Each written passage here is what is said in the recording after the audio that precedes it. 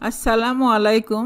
Test with Shirin channel থেকে সকল ভিউয়ার্সদের স্বাগত জানাচ্ছি আজকের পর্বে সাথে থাকার জন্য। আজকের পর্বে থাকছে ফুলকো লুচি টিপস থাকছে।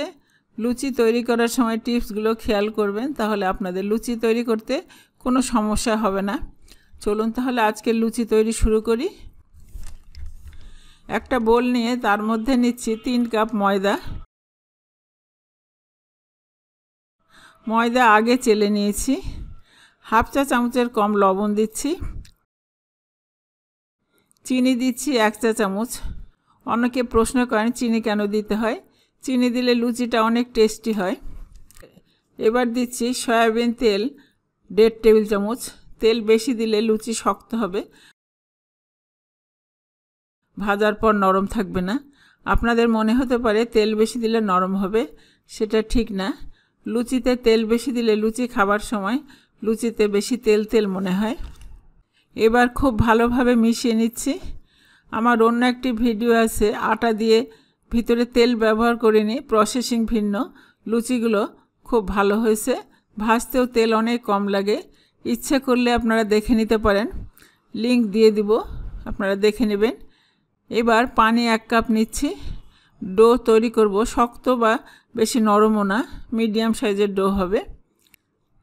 আমি আলতো হাতে মিশিয়ে নিয়ে তারপর হাত দিয়ে চেপে ডোটা তৈরি করছি।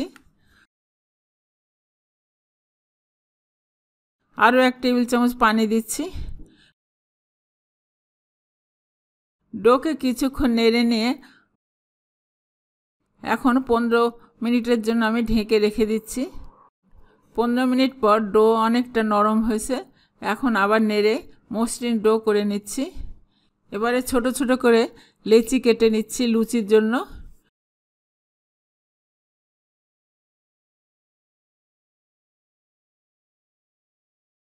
একটা লেচি নিয়ে লুচি বেলছি।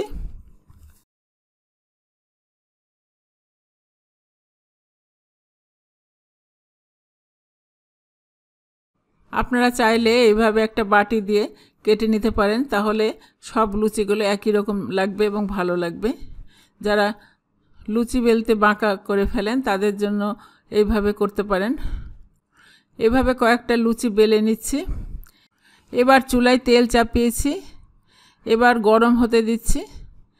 তেল টেস্ট করছি একটা ডোয়ের অংশ ফেলে, সঙ্গে সঙ্গে ডোটা ফুলে উপরে উঠেছে। চুলার জাল মিডিয়াম লোতে রেখেছি। এখন একটা লুচি ছাড়ছি। তেলে দেওয়ার 10-12 সেকেন্ড পর ছাকনা লুচির ওপর হালকাভাবে রাখলে লুচিটা ফুলে যাবে। দেখেন এভাবে আমি রাখছি। তেল খুব বেশি গরম হলে কিন্তু লুচি ফুলবে না, আবার কিছু ফুলবে, এরকম হবে। দেখেন ছাকনা উপরে রাখছি, এভাবে ঘোরাচ্ছি, দেখেন লুচি কত সুন্দরভাবে ফুলছে। 2 পিঠ উল্টানোর পর উঠিয়ে নিচ্ছি। একটু লালচে করে ভাজলে বেশি টেস্টি হবে। আমি আর একটা দেখাচ্ছি, সব লুচি একইভাবে ফুলবে।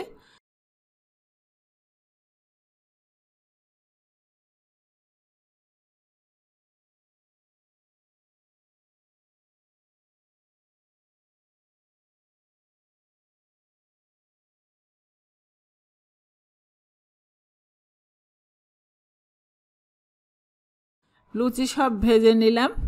দেখেন সব লুচিগুলো একইভাবে ফুলেছে।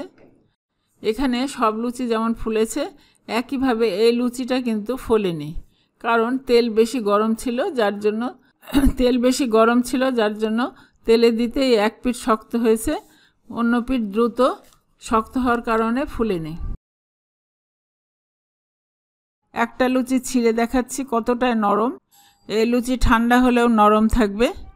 আজকে আমি হাঁসের মাংস দিয়ে পরিবেশন করব। আপনারা লুচি তৈরি করতে কোনো প্রশ্ন থাকলে কমেন্টে লিখবেন। আপনারা ভালো থাকেন, আমাদের জন্য দোয়া করবেন। আল্লাহ হাফেজ।